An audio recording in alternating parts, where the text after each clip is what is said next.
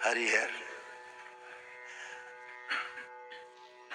आप सभी बाबा के भक्त और बाबा के सभी शिष्य दरबार में आप सभी पदयात्रियों का बहुत बहुत स्वागत।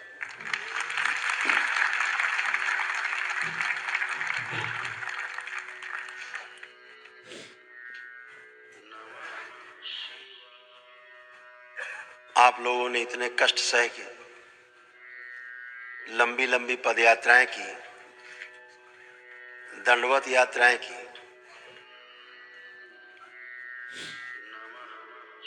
ये बहुत बड़े साहस की बात है। कमजोर दिल वालों का एक काम बिल्कुल भी नहीं है।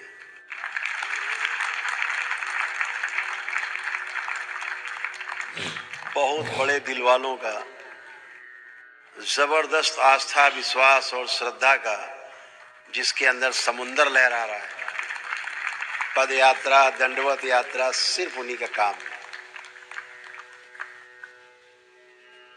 और कहा है किसी ने कि जिन ढूंढा तीन पाइयां, गहरे पानी पैठ। कहा है जो प्रयास करता है वही पाता है।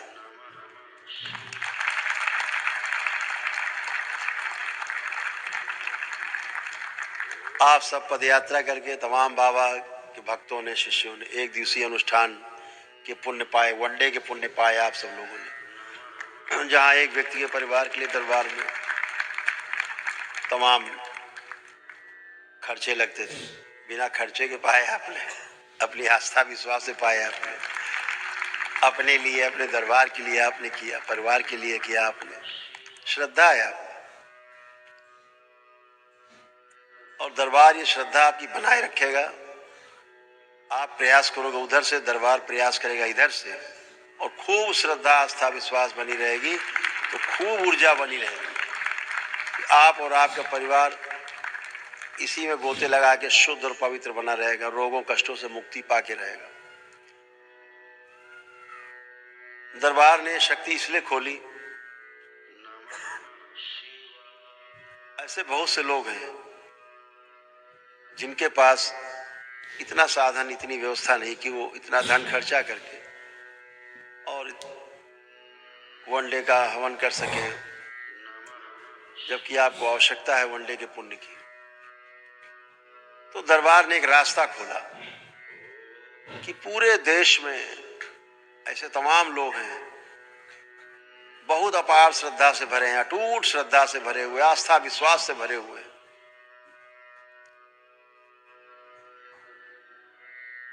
उन्हें कैसे रास्ता मिले कि धन नहीं है लेकिन श्रद्धा बहुत है, आस्था बहुत है, विश्वास बहुत है। या कम धन है, खर्चा करने योग्य नहीं है, धन है भी तो लगता है किसी दूसरे काम में लगाएंगे, तो कैसे हम मिले, कैसे हम स्वस्थ हों।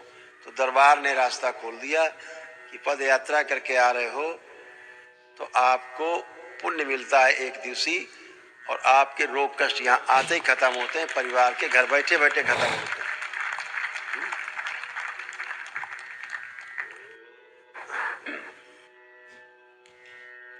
यहाँ बैठे तमाम लोग हैं, हाथ उठा के बता सकते हैं।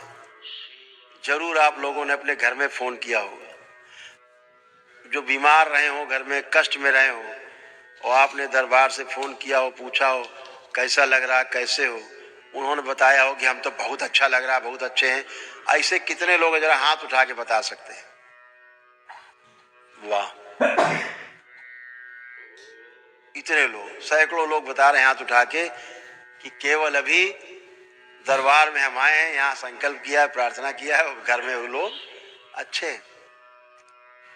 यहाँ आप आए, केवल आप यहाँ पहुँचते हैं दरबार, आपको मत सोचो केवल यहाँ पहुँचने निगाह रखता है। जिस दिन आप संकल्प करते हो कि हमको पद यात्रा करनी है, हमें दंडवत यात्रा करनी है, उसी दिन आपको अपने ही घर में 9 हवन के पुण्य आपको घर में ही मिल जाते हैं, ताकि आपको रास्ते में कष्ट ना हो।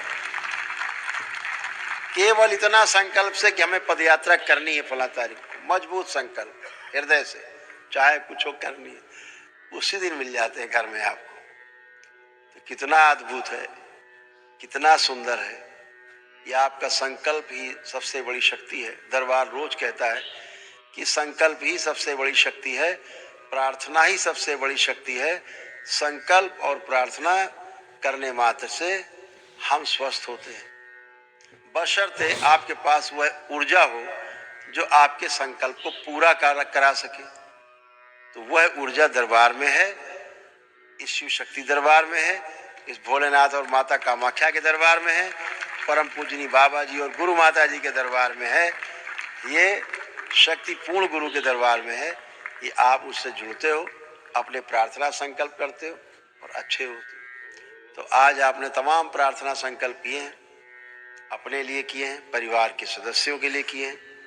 तो वो सभी आपको एक छोटा सा हम संकल्प कराएंगे ताकि यह पुण्य पूरे परिवार में फैल जाए और सभी लोग स्वस्थ हो सके। बंधन जरूर लगा के रखना है, ध्यान रखना है। पद यात्रा की आपने, आस्था विश्वास श्रद्धा आपका के आधार पर आपको पुण्य मिले हैं, इसलिए 2-3 बातों का थोड़ा विशेष ध्यान रखना है। एक तो ये कि जो हवन करने के बाद आगे की प्रक्रिया है, हवन करके ही पुण्य मिलते हैं, आपको पदयात्रा से पुण्य मिल गए। तो हवन करने के पश्चात जो दरबार की प्रक्रिया है उसका पालन करना है। जैसे लेपन करना है, जिनको जिनको कष्ट है शरीरों में, परिवार के सदस्यों में, स्वयं को लेपन जरूर करना है। इस बात का विशेष ध्यान रखना है, वो आपकी सबसे बड़ी ताकत है, ताकि स्वेलिंग जाए, रोग कष्ट लौटे नहीं, समाप्त हो तेजी से, जरूर करना है। एक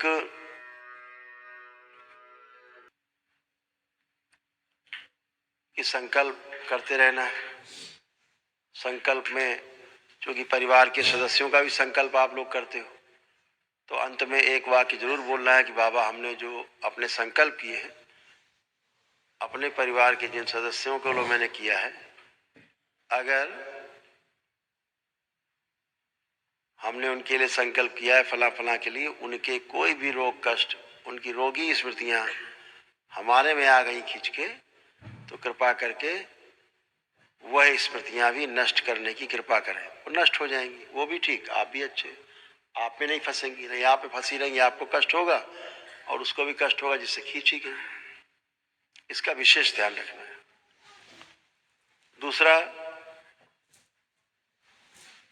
कभी घर मकान बदले कोई अपना, तो दरबार से एक सिद्ध हवन मंगा के जरूर करें। वहां पे उस जगह का संकल्प लेके कि बाबा यहाँ जो गंदगी है, जो उसका नष्टीकरण कर दिया जाए, इसी हवन में हो जाए।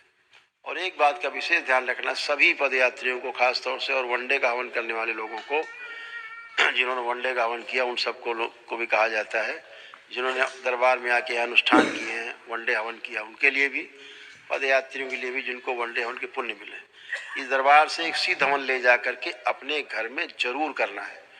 जितनी आपके घर मकान हो, खेत हो, गांव का मकान हो, कोई किराए का मकान हो, संपत्ति कोई हो, गाड़ी साइकिल मोटरसाइकिल वाहन हो, उसका संकल्प सभी का लेकर के बाबा ये हमारे पास है, इनमें जो भी गंदगी हो इसी हवन में नष्ट कर दी जाए, तो उसी में सब नष्ट हो जाएगी हमेशा के लिए। और भविष्य में कभी कोई संपत्ति खरीदें या जोड़ें या किराए पे लें, तो जरूर एक हवन करें दरबार से लेके सिद्ध हवन, ताकि वहाँ की गंदगी समाप्त हो, कभी आपको कष्ट नहीं आए। क्योंकि जमीन कोई भी लेते हैं उससे आपका भाव जुड़ता है, आपका भाव शरीर में गंदगी आती है उस जमीन से, तो फिर आपको कष्ट होते हैं, रोग उत्पन्न करते हैं, कुछ भी ऊर्जा गंदी आ सकती है, क्योंकि भाव से आप जुड़ जाते हैं कि मेरा है ये, इसलिए तो वो जरूर करना है, सिद्ध हवन जरूर करें। जो सक्षम लोग हैं, जिनके घर में असाध्य रोगी है, एकदम असाध्य रोगी, आप लोगों में जो सक्षम लोग हैं, तो दरबार के महामृत्युंजय का हवन जरूर करें। अपने को रखें, पूरे परिवार को रखें संकल्प में, उस महामृत्युंजय के हवन में उसका कवच जरूर धारण करें, ताकि जो प्राण ऊर्जा है जो शरीर से बाहर निकल रही वो न जाने पाए, कवच लगा रहे चारों ओर, वो प्राण ऊर्जा अंदर ही बनी रहे, जो निकलती रहती शरीर से, क्षय होती रहती यानी नष्ट होती रहती, बाहर न निकल पाए, और वो ऊर्जा आपके ही, आपके परिवार के सदस्य के शरीर को हील करती रहे, ठीक करती रहे। इसलिए जो सक्षम लोग हो अपना जरूर कर लेंगे, ठीक है। बाकी जो सब दरबार के नियम पता ही है आपको, ज़्यादा आपको बताना नहीं है, सब आप दरबार से जुड़े हो, सब आपको ज्ञान है। छोटी छोटी बातों के लिए हम आपको आगाह करते हैं ताकि आपको ध्यान रहे, भूले नहीं। बाकी तो आप सभी को सब नियम कानून पता है कि जब मर्जी हो दरबार में रुद्राभिषेक कर लिए 2 ठो। नहीं, अब जो पदयात्री वो 3 करने होंगे, क्योंकि जो वनडे करते हैं उनको 1 हो जाता है, दरबार में कराया जाता है। तो अपना कभी कर लें, साल में 1 बार कर लें रुद्राभिषेक, है ना।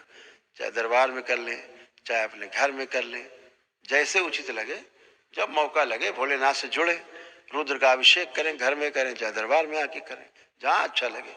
वर्ष में 1 बार कर ले, पूरे साल में कभी, ठीक है। चूक जाए तो बाबा से प्रार्थना कर लो कि बाबा हमारे पास व्यवस्था नहीं है अभी, हम फिर आगे कर देंगे। संकल्प कर लो, बाबा आगे हम 2 महीना बाद कर लेंगे, 4 महीना बाद कर लेंगे, 6 महीने में कर लेंगे। कुछ भी है तो दरबार है तुम्हारा, बाबा तो और माँ तो माता पिता की तरह है। आप जो कहते हो सुनते हैं, आपके भाव पढ़ते हैं, जैसा आपके अंदर है, जैसे आपकी व्यवस्था है, सब जानते हैं, समझते हैं। तो आप स्वयं ही अपने को, आपको करना है चीजों को, और इनसे पार पाना है गंदगी से। तमाम रोग कष्ट गंदगी सब बह गए हैं आपके, नष्ट हो गए हैं सब सारे। और जो परिवार के लोग आपके जो घर में हैं वो भी आनंद में हैं।